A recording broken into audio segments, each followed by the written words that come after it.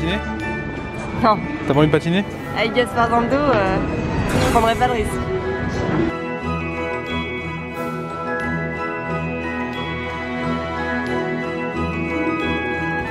Regarde. C'est quoi ça?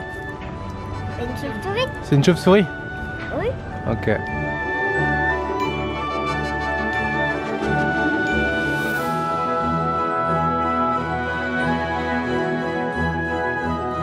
C'est convivial.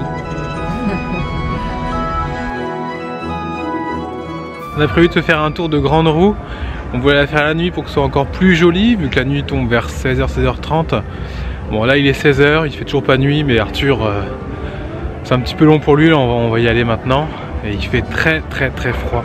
Je ne sais pas comment font les gens, mais ils ont tous des petites vestes, tiens regarde.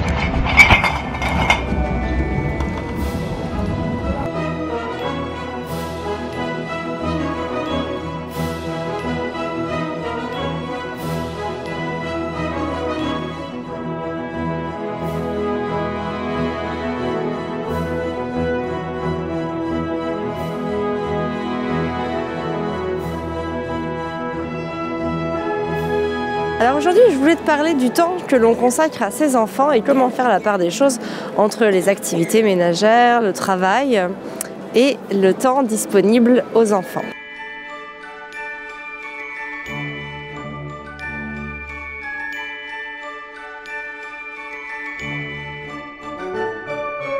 Alors moi, j'entends souvent des mamans qui travaillent et qui se disent qu'elles n'ont pas assez de temps pour s'occuper de leurs enfants, en fait tout simplement parce que le soir elles arrivent, elles sont fatiguées aussi et qu'elles ont les corvées ménagères à faire et qu'elles s'occupent des enfants en général, le bain, voilà, des petites choses comme ça, et puis c'est tout.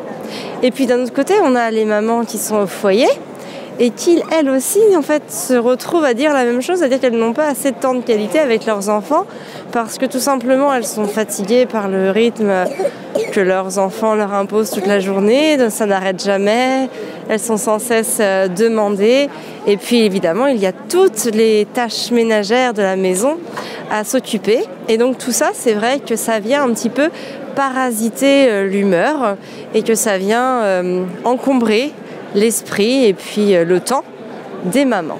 Alors évidemment là par exemple nous on est en voyage et donc c'est super parce qu'on a vraiment le temps de s'occuper avec les enfants puisqu'on n'a absolument rien à faire à la maison, enfin à part à manger évidemment puisqu'on cuisine le soir, mais hormis ça on n'a pas de linge, on n'a pas de ménage quotidien à faire. Bref, c'est vrai que quand on est en voyage ou que ce soit des vacances ou des week-ends hors de chez soi, c'est vrai que c'est toujours bien agréable parce qu'on a le temps de s'occuper des enfants.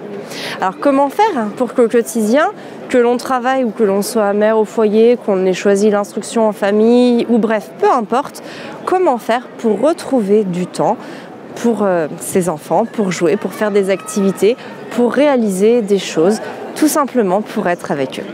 C'est ce que je vais vous expliquer.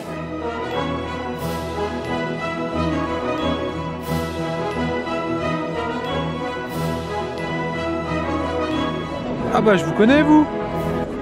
Vous avez pas un truc sur internet là? Si, Si c'est ça. on a une chaîne YouTube. Ah c'est ça, je vous connais. Ah oui je vous connais. Tout d'abord, il faut déjà commencer par bien avoir en tête que l'enfant, ce qui compte pour lui, c'est pas la quantité de temps qu'on va lui accorder, mais ça va être la qualité. C'est-à-dire qu'on peut passer sa journée entière avec lui, mais si on n'est pas à 100% dispo, ou si on n'est pas dans l'humeur, ou si on n'est pas dans l'instant présent, l'enfant, il le ressent, et en fait, ça ne le rassasie pas de la présence de son parent. C'est donc du temps qui ne va pas forcément servir, en tout cas de manière qualitative, pour l'enfant. Alors, moi, les solutions que je vais te proposer, c'est les miennes, c'est celles qu'on met en place à la maison. Il en existe sûrement d'autres. En tout cas, c'est ce qui marche. La première chose, c'est d'essayer de faire ce qui compte à la maison, donc les tâches ménagères, s'occuper de faire vivre la maison à des moments où les enfants ne sont pas là. Donc par exemple, moi, des fois, je dis pas toujours, mais souvent, j'essaye de me lever plus tôt le matin pour pouvoir bien tout simplement mettre une machine en route, vider le lave-vaisselle ou étendre le linge, le ranger, donc des choses comme ça. Ça me laisse 1 heure, 1 heure et demie. Et ça permet vraiment de faire beaucoup de choses, comme ça quand les enfants se lèvent, je suis disponible et mon cerveau n'est plus préoccupé par les tâches ménagères parasites que je suis censée faire. Pareil pour le soir, je peux aussi en faire le soir. Alors oui, c'est pas très de l'amour et forcément des fois j'ai envie de faire autre chose. Mais à côté de ça, c'est une solution efficace pour passer du temps de qualité avec ses enfants. Et surtout ce que je me dis, c'est que c'est un instant T, c'est-à-dire que ça ne va pas durer toute la vie et j'ai vraiment pas envie de passer à côté de ces moments avec mes enfants.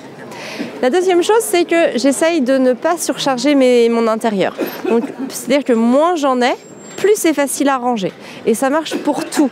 Et c'est applicable à tout. Moins on a d'habits, moins on a de bibelots, moins on en a d'une manière générale. Et forcément, moins ça va nous prendre de temps. Et ça, c'est vraiment très pratique parce qu'au final, la maison est très vite rangée. Il n'y a presque rien à dévirer, enfin à sortir. Donc forcément, voilà, c'est très vite rangé et c'est très efficace. La troisième chose, c'est d'essayer d'impliquer ses enfants au maximum. Alors selon l'âge, bien évidemment. Mais par exemple, dès 2 ans et demi, 3 ans, c'est possible de demander à l'enfant, par exemple, de passer le balai pendant qu'on passe l'aspirateur. Lui, comme ça, il s'amuse, il fait la même chose que nous, en tout cas, une activité qui va dans le même sens. C'est aussi une activité de vie pratique, donc c'est intéressant pour lui.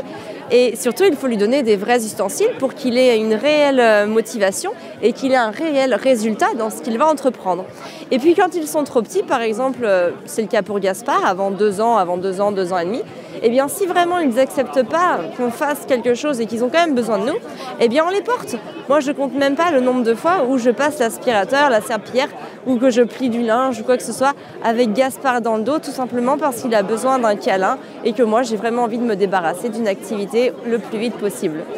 Et enfin, la dernière chose, et qui n'est pas la moins importante, c'est de relativiser, de savoir que de toute façon tout le monde, toutes les femmes sont obligées de faire ça, alors, ou que ce soit les hommes aussi, mais c'est vrai que quand on est maman au foyer ou quand on a plus l'habitude de s'occuper de la maison, je parle plus pour les femmes, mais de toute façon, que ce soit un homme ou une femme, il faut le faire, il faut faire la vaisselle, il faut faire à manger, il faut plier du linge, il faut faire des machines, il faut passer l'aspirateur, sauf si on a choisi de vivre dans le souk ou que l'on a du personnel pour le faire à notre place.